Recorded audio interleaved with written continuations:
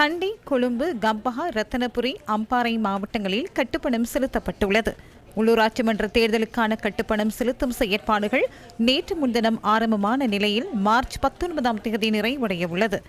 எனினும் 8, 9, 13, 15 மற்றும் 16ஆம் தேதிகளில் கட்டுப்பணம் ஏற்றுக்கொள்ளப்படாது என தேர்தல் ஆணைக்குழு தெரிவித்துள்ளது.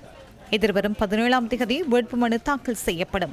இதேவேளை உள்ளூராட்சி மன்ற தேர்தலில் தபால் மூலம் வாக்களிக்க தகுதியுள்ளவர்களிடம் விண்ணப்பங்களை ஏற்றுக்கொள்வதற்கான காலம் 12ஆம் தேதி நள்ளிரவுடன் நிறைவடைவதாக தேர்தல் ஆணைக்குழு தெரிவித்துள்ளது. முறையாக பூர்த்தி செய்யப்பட்ட விண்ணப்பங்களை எதிர்வரும் 12ஆம் தேதிக்கு முன்னர் மாவட்ட தேர்தல் தெரிவத்தாட்சி அலுவலகங்களில் சமர்ப்பிக்க வேண்டும் என ஆணைக்குழு அறிவித்துள்ளது. தபால் மூலம் வாக்களிக்க தகுதி பெற்றவர்களிடமிருந்து விண்ணப்பங்களை ஏற்றுக்கொள்வதற்கான காலம் நீடிக்கப்படாது எனவும் அதில் குறிப்பிடப்பட்டுள்ளது. தபால் மூலம் வாக்களிப்பதற்கான விண்ணப்ப படிவங்களை தேர்தல் ஆணைக்குழுவின் உத்தியோகபூர்வ இணையதளத்தில் பெற்றுக்கொள்ள முடியும்.